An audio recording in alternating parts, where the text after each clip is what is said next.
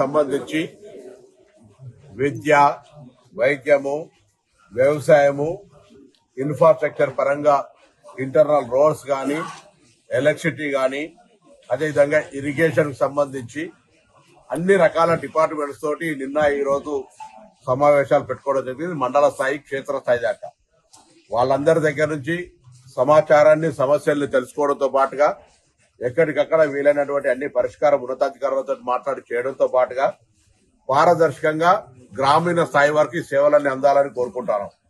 ఉదాహరణకు వైద్య రంగానికి సంబంధించినటువంటి primary health centres, sub stations అన్ని కూడా నిరంతరంగా పనిచేయాలి. అక్కడ స్టాఫ్ కొరతను తీర్చే విధంగా గౌరవ వైద్య శాఖ మంత్రి నోటీసు వెంటనే మాట్లాడి లిఖితపూర్వకంగా చేసి వైద్యానికి సంబంధించినటువంటి పర్ఫెక్ట్ గా చేసే ప్రయత్నం. వ్యవసాయానికి సంబంధించిన 43 రైతు వేదికలతో పాటుగా మండల వ్యవసాయాధికారులను, డివిజన్ వ్యవసాయాధికారులతో సహా సమావేశం ఏర్పాటు చేయడం, ఉన్నటువంటి ఇరిగేషన్ ఎంఐ ట్యాంక్స్ కు సంబంధించి అన్ని చేపలు వేసే విధంగా ఇరిగేషన్ ట్యాంక్స్ కు సంబంధించినటువంటి వాటరు, దాని కింద పారకం ఉన్నటువంటి పరిస్థితి, దానికి ఉన్నటువంటి ఏదైనా ఎంక్రోచ్మెంట్ ఉన్నదా అనేటువంటి అంశాలకు సంబంధించిన సమాచారం కావచ్చు. ఎడ్యుకేషన్ ఎంఈఓల ద్వారా ప్రతి పాఠశాలకు సంబంధించినటువంటి అంశాల లోపల సమస్యలను పరిష్కరించడానికి సంబంధించిన ఇష్యూలు, ఈ విధంగా అన్ని రకాల సంబంధించినటువంటి ఇష్యూ లోపల ఈ రోజు కార్యక్రమం తీసుకోవడం జరుగుతూ ఉంది. అదేవిధంగా ఎలక్ట్రిసిటీ లూజ్ పోల్స్ కానీ ఇతరత్ర మండలానికి సంబంధించి ఎంఆర్ఓ, ఎండిఓ, ఎంపీఓ సమన్వయంతో క్షేత్రస్థాయిలో ఉన్నటువంటి గ్రామ కార్యదర్శులను, అదేవిధంగా విలేజ్ ఆఫీసర్స్ ను, ఆశా వర్కర్స్ ను, అంగన్వాడీ వర్కర్స్ ను, హెడ్ మాస్టర్స్ ను, ఇతర సంబంధిత వాళ్ళందరూ కూడా సమావేశాలు పెట్టి గ్రామాల వారీగా, మండలాల వారీగా ఒక నివేదిక తయారు చేస్తా ఉన్నాం. ఎక్కడ కూడా ఇబ్బంది ఉండదు. ఇరిగేషన్, ఆర్డబ్ల్యూఎస్ మిషన్ భగీరథ కావచ్చు, ఇన్ఫ్రా కావచ్చు, ఈ విధంగా ఉండేటువంటి సమస్యల్ని పరిష్కారం చేయాలనేటువంటి ఆలోచనతో చేస్తా ఉన్నాం. అదేవిధంగా ఇందిరమ్మ ఇల్లు గత ప్రభుత్వంలో 10 సంవత్సరాలు ఈ నియోజకవర్గంలో 240 ఇళ్లు కూడా కట్టలే. ఇవాళ మేము 3500 ఇళ్లు ఇచ్చినాం. చాలా జాగాల ఇళ్లు నిర్మాణం లోపల జాప్యం చేస్తా ఉన్నారు. నేను లబ్ధిదారులందరికీ విజ్ఞప్తి చేస్తా ఉన్నా, వెంటనే ఇందిరమ్మ ఇల్లు నిర్మాణం చేసుకోండి. బిల్లులు మీరు కట్టిన స్టేజ్ వైద్య లోపల వారం రోజుల లోపల బిల్లులు వస్తాయి. బిల్లు ఏదైనా జాప్యం జరిగితే నా బాధ్యత.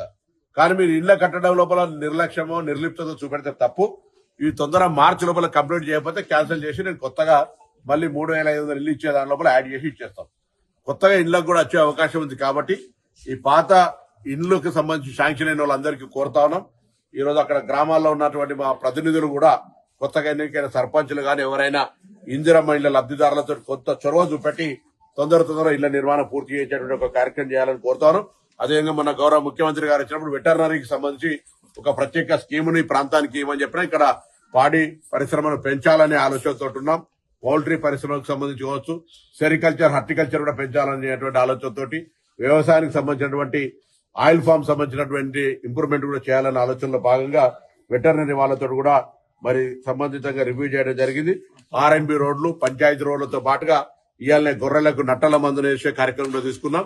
అన్ని రకాల సమగ్రంగా అంశాలు, ఇతర టూరిజం ప్రాజెక్టు ఎల్లమ్మ చెరువు కావచ్చు, సర్వాయి పాపన్నకు సంబంధించినటువంటి ఆ మెమోరియల్ అక్కడ జరిగేటువంటి నిర్మాణాలు కావచ్చు, మహాసముద్రం గాని కావచ్చు, రాయికల్ వాటర్ ఫాల్ కావచ్చు, లేదా కొత్తకొండ టెంపుల్ చైర్మన్ ఆ ప్రాంతంలో కొత్త టెంపుల్, ఆ టెంపుల్ యొక్క ఉత్సవాల సందర్భంగా ఏర్పాట్లు కావచ్చు, ఈ విధంగా ఎల్లమ్మ టెంపుల్ కావచ్చు, పొట్లపల్లి కావచ్చు, సుందరగిరి కావచ్చు, ఇట్లా అన్ని రకాలుగా కొంత ఇంక్లూజివ్ గ్రోత్ చేయాలనే ఆలోచనతోటి మరి కొత్త సంవత్సరం రాబోతోంది. 2 సంవత్సరాల పరిపాలన పూర్తయింది.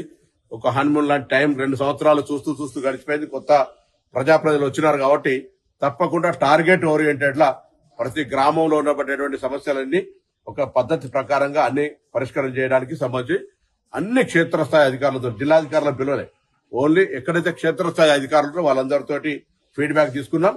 ఇవన్నీ జిల్లా అధికారులతోటి, రాష్ట్ర స్థాయి అధికారులతో మాట్లాడి వాటన్నిటిని పరిష్కారం చేసే విధంగా కార్యాచరణ తీసుకుంటాం.